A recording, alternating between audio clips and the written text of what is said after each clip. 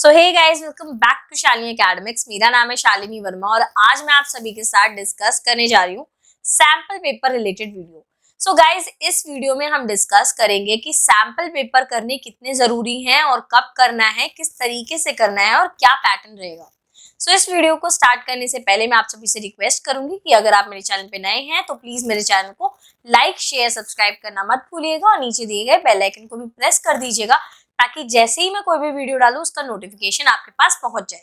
सो यहाँ पर हम बात करने वाले हैं सैंपल पेपर रिलेटेड। सो देखो, बहुत हाई टाइम आ चुका है, आप सभी को पता है कि 15 फरवरी के अराउंड आपके पेपर जो है वो स्टार्ट हो जाएंगे। सो आपने अभी से ही सैंपल पेपर करने शुरू कर देने हैं। अगर आपका सिलेबस हो चुका है विच इज वेरी गुड, आप अभी से ही सैंपल पेपर शुरू कर दो। जिनका नहीं हुआ है, जिनका मतलब 80% हो गया लेकिन थोड़ा सा रह गया है, तो सबसे पहले उसको फिनिश करो एंड देन आप जो है अपने सैंपल पेपर करने शुरू कर दो।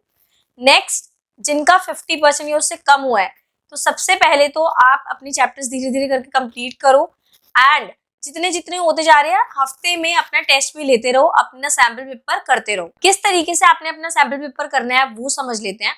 आप सभी ने अपना सैंपल पेपर टाइम लिमिट को ध्यान में रखते हुए करना है। जी हाँ, अगर आपको 3 आवर मिल रहे हैं तो आपने कम से कम 3 आवर तो बैठना ही है और अपना पेपर सॉल्व करना है। आपने पूरा स्टडी रूम जैसा माहौल बना देना है, जिस तरीके से आपको डेस्क मिलता है, जिस तरीके से आपके पेन पेपर ज्योमेट्री एवरीथिंग आपने उस तरीके से ही रखना है और 3 घंटे वहां से हिलना नहीं है, कहीं भी नहीं जाना है। और वो 3 घंटे लिमिट को ध्यान में रखते हुए आपने अपना पेपर करना है। ये स्ट्रैटेजी बनानी है कि अभी मुझे 3 घंटे से कम में ही पेपर सॉल्व करना है। और जब आपका पेपर सॉल्व हो जाएगा, अपने पेपर को चेक करो, उसमें एनालाइज करो कि कहाँ पर आपने मिस्टेक कर दी, कहाँ पर आपने बहुत ज्यादा लिख दिया, कहाँ पर आपने पॉइंट मिस कर दिया, कौन सा पॉइंट आपका रह गया है, कौन सा पॉइंट आपको लिखना चाहिए था। प्लस जब भी आप अपना प्रेजेंटेशन कर रहे हैं तो आपने हर क्वेश्चन में, स्पेशली मैं एसएसटी की बात कर रही हूँ, अगर आपका एसएसटी सब्जेक्ट है तो आपने उसको पॉइंट्स में लिखना है प्लस अंडरलाइन करनी है इंपॉर्टेंट वर्ड्स पे। जी हाँ, अगर आप अंडरलाइन करते हैं तो उससे आपका प्रेजेंटेशन और बेहतर बन जाता है और टीचर आपको और ज्यादा नंबर देती है। सो यहाँ पर मैंने अभी तक ये समझाया है कि आपने टाइम लिमिट को ध्यान में रख के पेपर देना है, आपने पूरा उस तरीके से माहौल बना लेना है जिस तरीके से एग्जाम में होता है, और वो सैंपल पेपर आपने 3 घंटे के अंदर अंदर करने की कोशिश करनी है। प्लस उसके बाद एनालाइज करना है, सेल्फ इवैल्यूएट करना है, कहाँ पर आप गलत चले गए, किस क्वेश्चन में आपके ज्यादा टाइम चले गए। इस तरीके से आपने अपने आप को चेक करना है और आपने अपने आप को नंबर देने हैं कि यहाँ पर आपने अंडरलाइन नहीं करी, इस पॉइंट को आप मिस कर गए।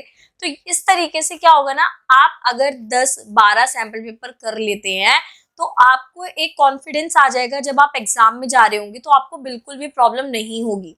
सो सैंपल पेपर हमारी हेल्प करते हैं उस समय जब हमारे प्री बोर्ड के एग्जाम छूट गए हैं।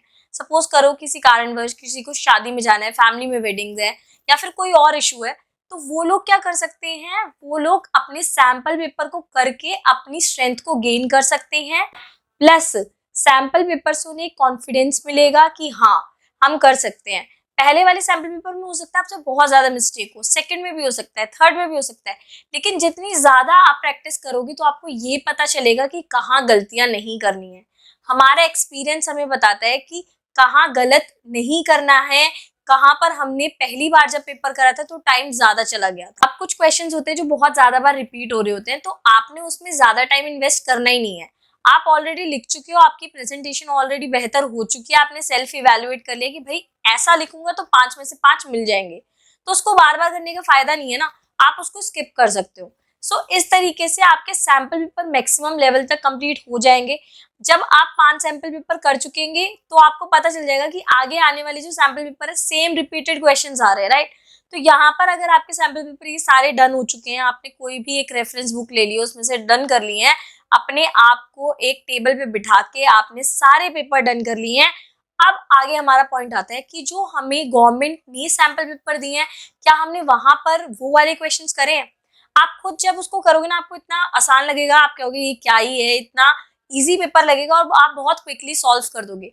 तो प्रैक्टिस से ही इंसान के मार्क्स आ सकते हैं। आपने प्रैक्टिस करनी है सैंपल पेपर की। जिन्होंने सिलेबस नहीं करा है अपना सिलेबस फिनिश कर लो और बैठो और सैंपल पेपर को सॉल्व करो, राइट। इवन सैंपल पेपर हमें ये भी बता देते हैं कि किस चैप्टर में से सबसे ज्यादा आ रहा है, तो वो चैप्टर आप बहुत स्ट्रांगली कर लो। यहाँ पर मैं आपको ये भी बोलूंगी, फॉलो द ब्लूप्रिंट, किस तरीके से सीबीएसई ने बता रखा है कैसे कैसे आंसर करेंगे, स्टेप वाइज आपको मार्क्स मिलेंगे, उसको भी देखो। बिकॉज ये सारी चीजें ना जब हम करते हैं तो हमें पता चल जाता है कि हमें ऐसे प्रेजेंटेशन करनी है तो हमें मार्क्स मिलेंगे। So practice is the key, practice करो, अपने आप को और ज्यादा बेहतर बनाओ। और अगर आपको कोई भी हेल्प चाहिए तो प्लीज कमेंट बॉक्स में जरूर बताना। I am ready to help you, and if you like my video, please guys give your support. Please press the bell icon and like, share and subscribe. Thank you.